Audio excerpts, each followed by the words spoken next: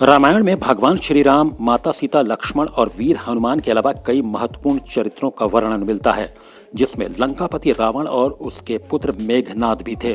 रामायण में मेघनाद से जुड़ी कई दिलचस्प कहानियां हैं। इस अहम और दिलचस्प मामले को विस्तार से जानने के पहले आपसे एक अपील है कि आप अगर महुआ लाइव चैनल को पसंद करते हैं तो इस चैनल को सब्सक्राइब जरूर कीजिए। नोटिफिकेशन के जरिए महुआ लाइव पर अपलोड की जाने वाली नई खबरों की तुरंत जानकारी प्राप्त करने के लिए बेल आइकन को भी दबाइए और साथ ही इस खबर को लाइक करते हुए अपने सभी जानने वालों के साथ शेयर भी जरूर कीजिए। हाँ, तो बात हो रही थी मेघनाद की।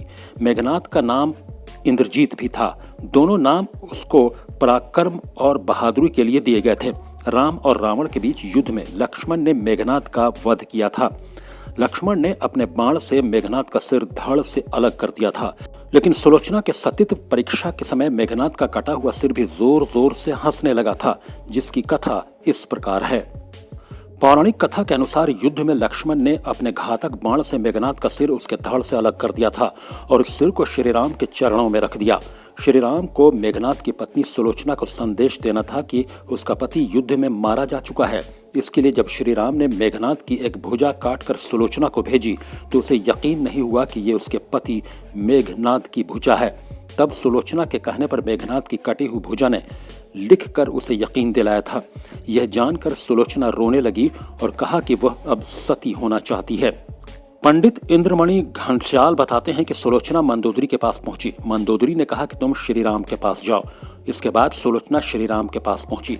सुलोचना ने श्री राम से कहा, हे राम, आप मुझे मेरे पति का सिर लौटा दें ताकि मैं सती हो सकूं। सुलोचना की दशा देखकर श्री राम बेहद दुखी हुए और कहा कि मैं तुम्हारे पति को अभी जीवित कर देता हूं, लेकिन सुलोचना ने मना कर दिया। इसी बीच सुग्रीव को आशंका हुई कि मेघनाद ने अपनी कटी हुई भुजा से लक्ष्मण का गुणगान कैसे किया। उन्होंने इसके बारे में सुलोचना से पूछा और कहा कि यह बात तब मानेंगे जब ये नरमुंड हंसेगा। इसके बाद सुलोचना ने कटे हुए सिर से कहा कि हे स्वामी, हंस दीजिए।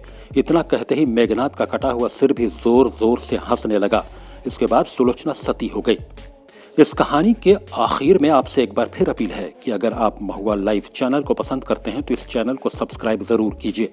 नोटिफिकेशन के जरिए महुआ लाइव पर अपलोड की जाने वाली नई खबरों की तुरंत जानकारी प्राप्त करने के लिए बेल आइकॉन को भी दबाइए और साथ ही इस खबर को लाइक करते हुए अपने सभी जानने वालों के साथ शेयर भी जरूर कीजिए।